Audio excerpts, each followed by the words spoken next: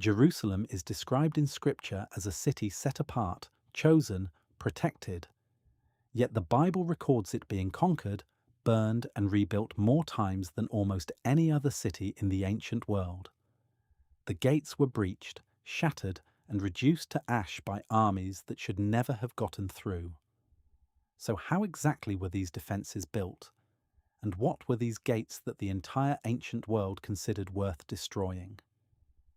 Picture a narrow limestone ridge surrounded by valleys that drop away on both sides like the edges of a blade. Now picture engineers arriving at this ridge with iron chisels, ropes, and wooden levers.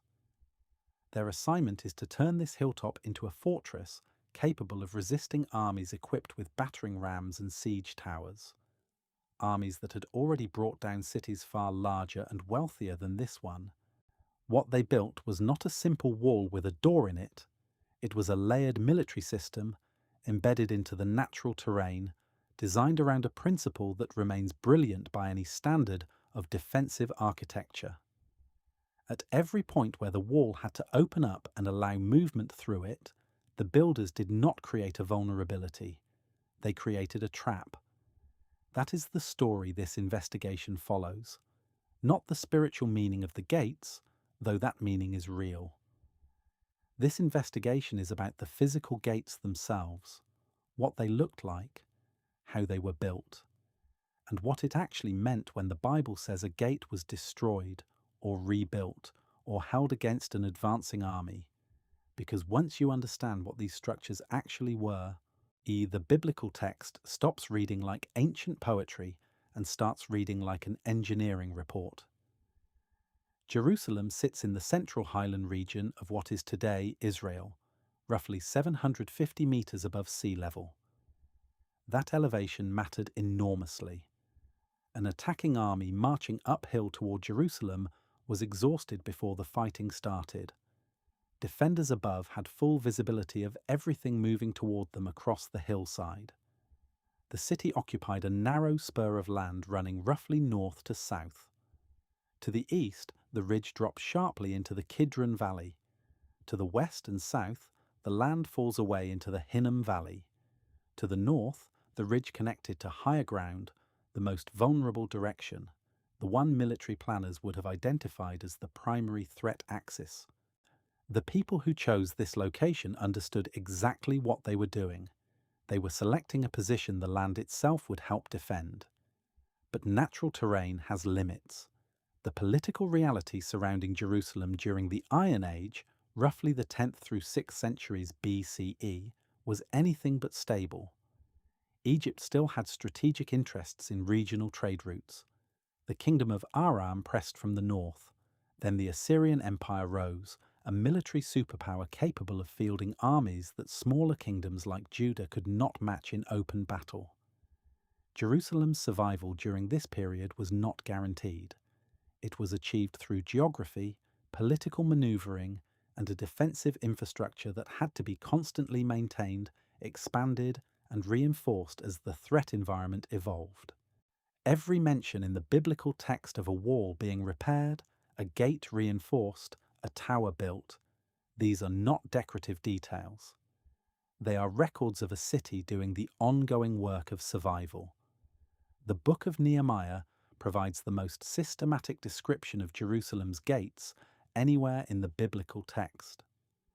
Written from the perspective of Nehemiah, a Jewish official who returned from Babylon with a mission to rebuild the city's defences, the account gives a detailed tour of the perimeter. He names the sheep gate, the fish gate, the valley gate, the dung gate, the fountain gate, the water gate, the horse gate, and several others. What is immediately striking is how many gates there are. This was not a walled city with a single grand entrance. It was a complex with multiple controlled access points, each connected to specific economic functions, each positioned along a perimeter that had to remain defensively coherent, while the city breathed and functioned as a civic and commercial centre. Each of those gates had to be built, maintained, and defended. And each of those gates, based on what archaeology has discovered elsewhere in the region, was far more substantial than the word gate implies to a modern reader. When archaeologists began excavating cities across the Levant in the 19th and 20th centuries, one of the most significant discoveries they made was the nature and scale of ancient city gates. These were not wooden doors set into a gap in a wall. What excavators found at site after site were massive and multi-chambered gate complexes, structures so substantial that some had survived thousands of years of abandonment and erosion. The discoveries at Megiddo, Hazor, and Giza became the benchmark examples. These three cities are mentioned together in the first book of Kings in connection with Solomon's building projects, which tells us something important about the period and the architectural ambitions involved. When archaeologists excavated all three sites, they found strikingly similar gate structures, massive complexes with 6 internal chambers arranged 3 on each side of a central passageway. Let those dimensions land for a moment. A typical 6-chamber gate complex measured roughly 20 metres from the outer entrance to the inner courtyard, about 65 feet end to end. The passageway through the centre was perhaps 4 metres wide at its narrowest point, barely wide enough for a loaded cart. The outer walls of the entire complex were between 3 and 4 metres thick. Individual stone blocks in the structure weighed hundreds of kilograms each. For comparison, 20 metres is 2 school buses parked end to end.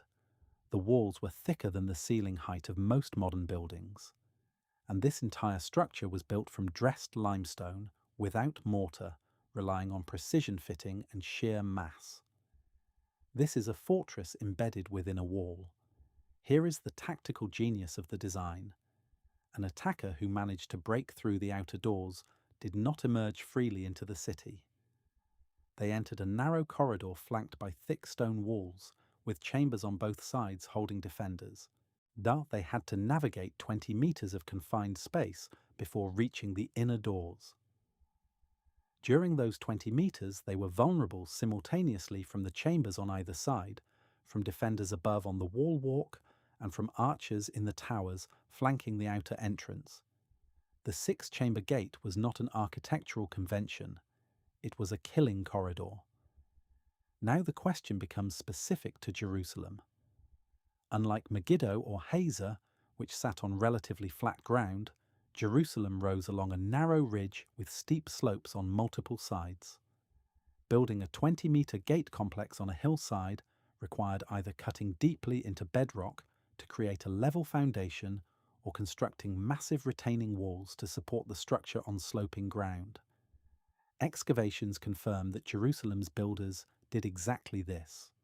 The stepped stone structure in the city of David, a massive terracing system rising up the eastern slope of the ridge, demonstrates the engineering principle directly. You do not build on a slope, you build a platform, and then you build on the platform.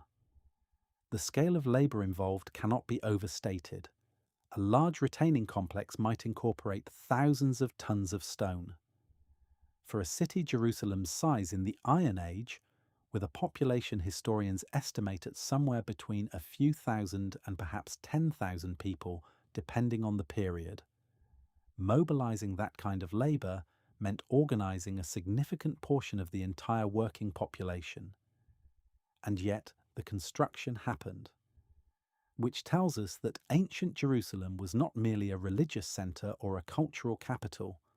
It was an organised state capable of sustaining large-scale public works.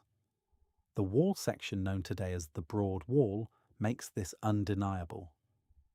Located in the Jewish quarter of modern Jerusalem, discovered during excavations after 1967, this wall segment dates to the late 8th century BCE, the reign of King Hezekiah. Its dimensions are extraordinary.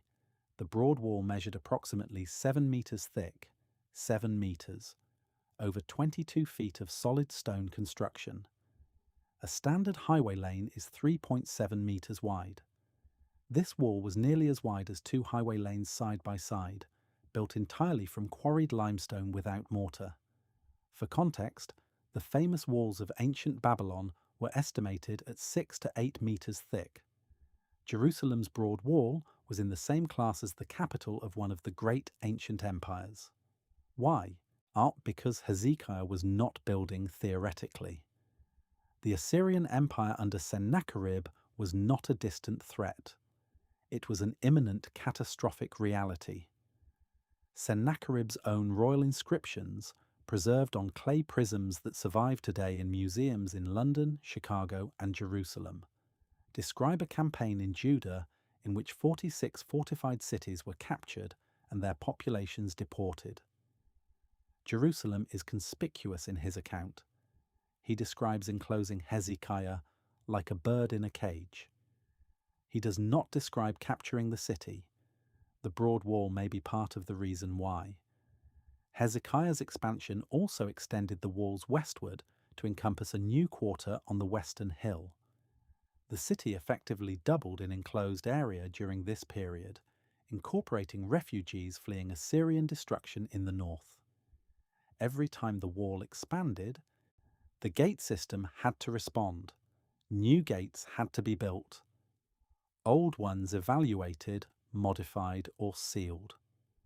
The wall and its gates were not static. They were a living system that evolved with the city. Building the gates within these expanding walls demanded specialists.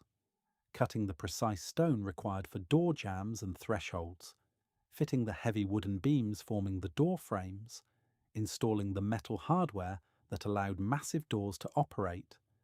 These were not skills any labourer possessed. The doors themselves were not small panels. They were massive wooden assemblies several metres tall, reinforced with bronze or iron fittings. Moving such doors required precisely fitted pivot sockets cut into both the threshold stone below and the lintel above.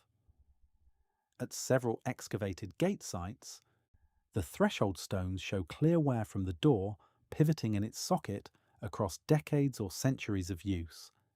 Physical evidence of how the gates actually worked written directly into the stone. The gate was the most mechanically complex part of the entire defensive system.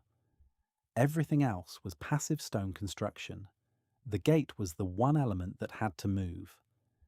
This brings us to an aspect of the gate system that the investigation has not yet addressed, and it is one the Bible describes repeatedly. In the ancient Near Eastern world, the gate complex was not merely a defensive structure. It was the primary public space of the city. The book of Deuteronomy describes legal decisions made at the gate. The book of Ruth depicts a property transaction formalized at the gate before witnesses, when Amos describes justice being established in the gate. Proverbs describes a respected woman whose husband is known among the elders at the gates. This is not metaphor. It is architecture. The internal chambers of a six-chamber gate complex provided covered spaces for exactly the activities the biblical texts describe. Elders conducting legal proceedings could sit in the chambers. Merchants trading goods could use the gate area as a regulated market. Royal proclamations made at the gate would reach the maximum number of people passing through the city. The gate was simultaneously the city's most fortified point and its most public point. During peacetime, it was the busiest location in the city, where interior and exterior were in continuous contact. During wartime, those same features became the features of a defensive trap. The same architecture served both functions without modification. Now consider the problem that threatened to undermine all of it. Jerusalem's primary water source, the Gihon Spring, was located on the eastern slope of the City of David Ridge, outside the main defensive wall. In a highland region where rainfall was seasonal and unpredictable, a reliable spring was irreplaceable. The problem was that any army surrounding Jerusalem could also access that spring, cutting off the city's water supply within days. The solution Jerusalem's builders eventually arrived at is one of the most remarkable engineering achievements in the entire biblical archaeological record. The tunnel associated with King Hezekiah runs for approximately 533 meters through solid limestone bedrock beneath the City of David, and 533 meters, over a third of a mile, cut through solid rock using iron picks and chisels by teams working in near darkness with only oil lamps. The tunnel descends very slightly along its entire length, with a gradient carefully maintained to allow water to flow by gravity from the Gihon spring at the northern end to the pool of Siloam inside the city walls at the southern end. The workers cut this tunnel from two directions simultaneously. The Siloam inscription, carved into the tunnel wall near the exit and discovered in the 19th century, describes the moment the two teams broke through the final section of rock and heard each other's voices through the stone. The precision required for two teams working blind over 500 meters to meet accurately is remarkable by any era's standards. But here is the larger point. The tunnel was not a standalone project. It was part of an integrated system in which walls, gates, water infrastructure, and natural terrain all worked together as components of a single strategic design. The gates did not function independently of the walls. The walls did not function independently of the terrain. The terrain did not function independently of the water supply. Every element was connected. Every element had to be maintained for the system to work. This is what Nehemiah was assessing during his famous night survey of Jerusalem's ruined walls. He was not taking a sentimental walk through a damaged city.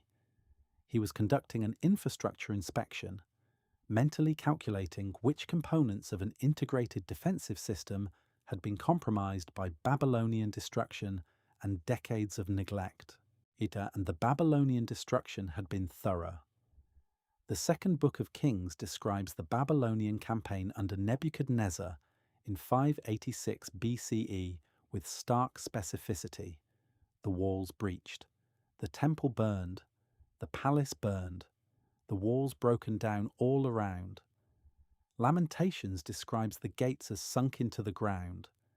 Jeremiah describes them open to enemies. These are not emotional descriptions of loss. They are military situation reports.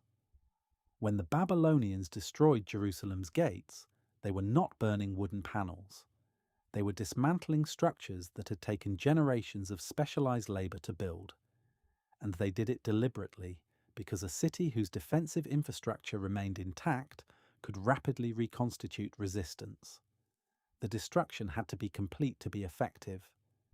This is why Nehemiah's survey, one conducted more than 140 years after the destruction, still found the gates burned and the walls in rubble, not because no one had cared, because the Babylonians had done their work comprehensively. Nehemiah's response was correspondingly serious. He secured resources from the Persian king. He made the dangerous journey to Jerusalem. He organized the entire community into simultaneous work crews, assigning specific gates to specific family groups and professional guilds, calibrated to their location within the city and their available skills. The text says the basic circuit was completed in 52 days. This was not a reconstruction of full Iron Age gate complexes in 52 days. That would have been physically impossible. What Nehemiah's teams were doing was restoring functional security to the wall openings, hanging heavy wooden doors in prepared stone frames, posting keepers at each gate, and closing the defensive circuit so the city could lock at night and defend itself if attacked. The doors are the detail that matters most in that 52-day account. A wall without gates is a barrier you walk around. A gate complex without functioning doors is an opening you cannot close. The hanging of the doors marked the restoration of the city's capacity to control access, to defend itself, to function as a city. From the moment the doors were hung and the keepers posted, Jerusalem was again a defensible place. Now let us return to the tactical core of everything the archaeology reveals, because this is the central realization that changes how you read the biblical text. The six-chamber gate design was not merely sophisticated architecture. It was a weapons system built from stone. Walk through the sequence as an attacker. You approach the outer entrance, already under fire from towers on both sides. You reach the outer doors and bring up a battering ram. which requires a large crew operating in close proximity to the wall, directly beneath defenders who can pour fire, stones, and arrows down onto the battering crew from above. If the outer doors fall, you enter an enclosed forecourt. You have not won the gate. You have entered a box. Defenders have not retreated. They have drawn you into the most dangerous ground in the entire battle. Inner doors still block the passage ahead. Chambers on both sides hold defenders who attack you from protected positions. Towers above continue raining fire. You are in a confined space, unable to use your numerical advantage, attacked simultaneously from front, sides, and above. The gate did not need to be impenetrable. It needed to cost the attacker so much time and so many casualties that the assault collapsed. This is why Jerusalem could hold against Sennacherib when 46 other Judahite cities could not. The broad wall, the Siloam tunnel, the fortified gate system, these were integrated assets that transformed the city from a simple walled settlement into an active defensive organism that consumed attackers. Sennacherib's inscriptions say he enclosed Hezekiah like a bird in a cage. He never says he opened the cage. And understanding this transforms how the biblical text reads throughout. When Nehemiah hears that the walls are broken and the gates burned, his collapse into weeping and fasting for days was not disproportionate. He was hearing that the entire defensive system, walls, gates, water access, civic infrastructure, had been broken apart and left non-functional for over a century. The city existed but could not defend itself. It was a community without a shell.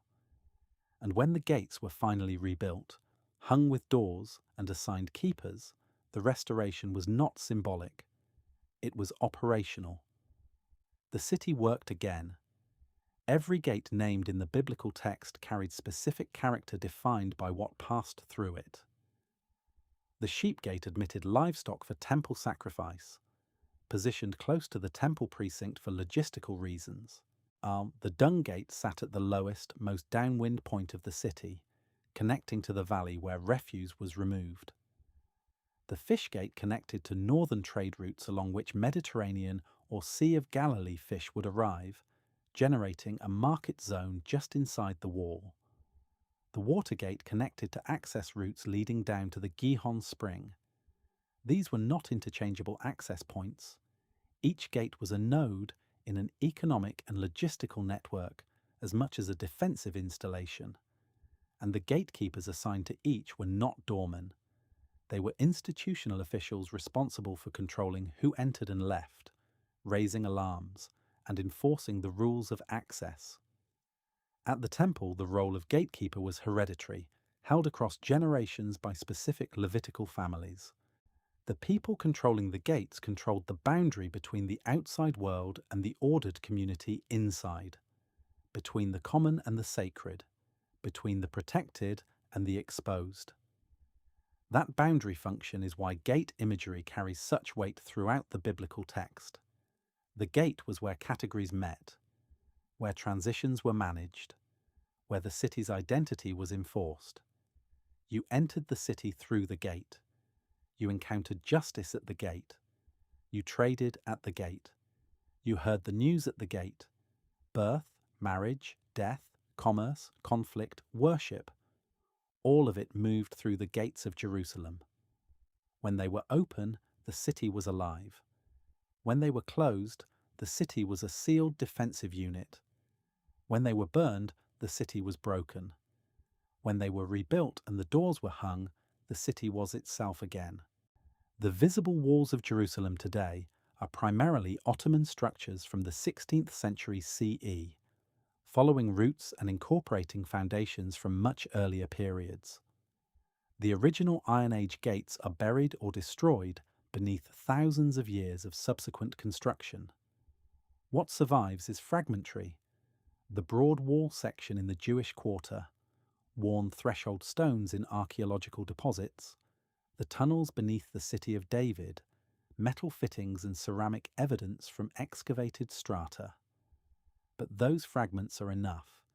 They allow us to reconstruct with reasonable confidence a city whose survival was a continuous engineering achievement, sustained across centuries by organized labor, technical knowledge, strategic intelligence, and institutional commitment to maintaining the system that kept the community alive.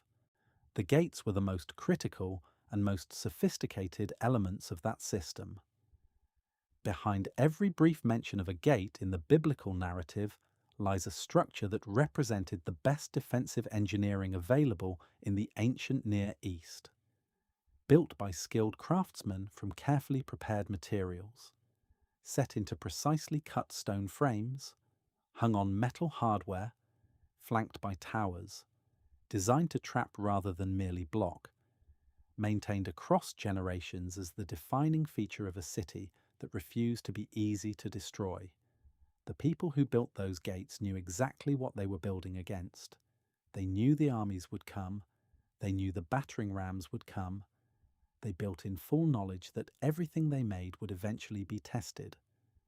Some of those tests they lost. Most of the time, Jerusalem held. The gates were why. So here is the question. This investigation leaves you with not just how the gates were built, but why generation after generation of people believed so completely that the city behind those gates was worth the cost of building them and the cost of rebuilding them after the fires went out. If this changed how you read the biblical descriptions of Jerusalem, let us know in the comments which detail hit hardest. And if you want to keep going deeper into the physical reality behind the ancient world, subscribe so you do not miss the next investigation